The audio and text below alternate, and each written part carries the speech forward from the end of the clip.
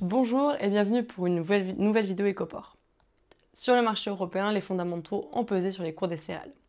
Pour la campagne 2025-2026, la récolte mondiale de blé s'annonce particulièrement abondante, avec des résultats qui ont été très satisfaisants pour l'hémisphère nord et des perspectives plutôt très bonnes pour les récoltes à venir en Australie et en Argentine. L'USDA a même prévu une production record pour les 8 premiers exportateurs mondiaux à plus de 400 millions de tonnes. Cette offre pléthorique s'accompagne évidemment de volumes exportables conséquents qui poussent les exportateurs à ajuster leurs prix à la baisse dans un contexte où la demande reste encore relativement calme et où la concurrence est, elle, relativement forte.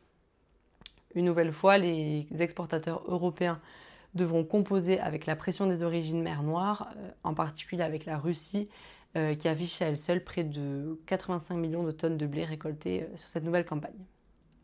Dans ce contexte qui est peu porteur, le blé Euronext a reculé de presque 7 € tonne en un mois pour tomber à 187,8 € tonne en septembre. Sur le marché physique français, les prix suivent la même tendance et on est sur un blé à 182,2 € tonne en septembre, soit presque 15% de moins par rapport à septembre 2024.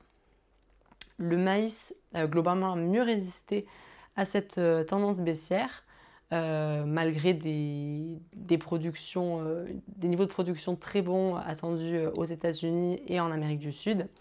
C'est surtout du côté de la France et de l'Europe de l'Est que les incertitudes persistent sur les niveaux de production et ce qui apporte un peu de soutien sur les prix européens.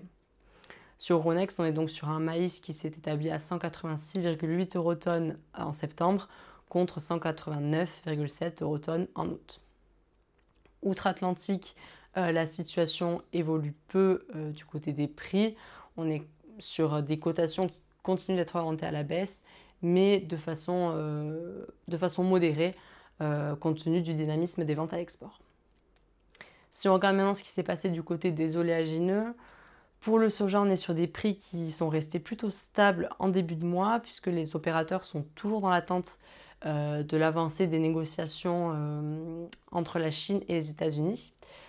Puisqu'à ce jour, la Chine, donc premier importateur mondial de soja, n'a toujours pas contractualisé de soja américain sur cette nouvelle campagne, ce qui est anormal et ce qui n'est habituellement pas le cas à cette période de l'année. Puis les prix ont chuté brutalement en milieu de mois. Alors là, c'était un effet d'annonce, enfin quelque chose de très temporaire suite à l'annonce du gouvernement argentin de supprimer les taxes à l'export sur ces produits agricoles. Mais cette décision a rapidement été levée et finalement les prix sont revenus sur les niveaux de début de mois. Donc sur le marché américain, on était sur une graine de soja qui reste sur des niveaux bien en deçà de ceux observés depuis 2022 et qui continue de reculer en moyenne. Et en France, cette tendance se répercute évidemment sur le marché français puisqu'on avait un tourteau de soja qui a encore reculé en septembre. Sur le marché européen, pour ce qui est du colza, on est là aussi sur une tendance baissière, à peu près 4 € tonne de moins en septembre par rapport à août. Donc avec une graine de colza qui arrive à 469 € tonne sur le mois de septembre. Pourtant, les prix avaient bien progressé en début de mois. Alors cette hausse, elle était surtout liée à l'annonce du gouvernement ukrainien de la mise en place de taxes à l'exportation sur leurs graines de colza et de soja. Mais finalement, sur le reste du mois, les bonnes perspectives de récolte de canola en Australie, combinées aux bons résultats obtenus dans l'Union européenne, ont pris le dessus et ont pesé sur les prix. En France, on est sur un tourteau qui a également reculé, qui s'est échangé à 228,5 € tonne en septembre contre 231 en août.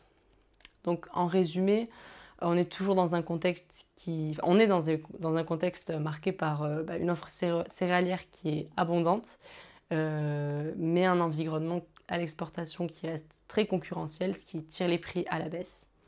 Pour ce qui est du marché des oléagineux, on a vu encore ce mois-ci l'importance des des décisions commerciales sur l'application de taxes qui jouent beaucoup sur les cours. Merci, on se retrouve très vite pour une nouvelle vidéo Écoport.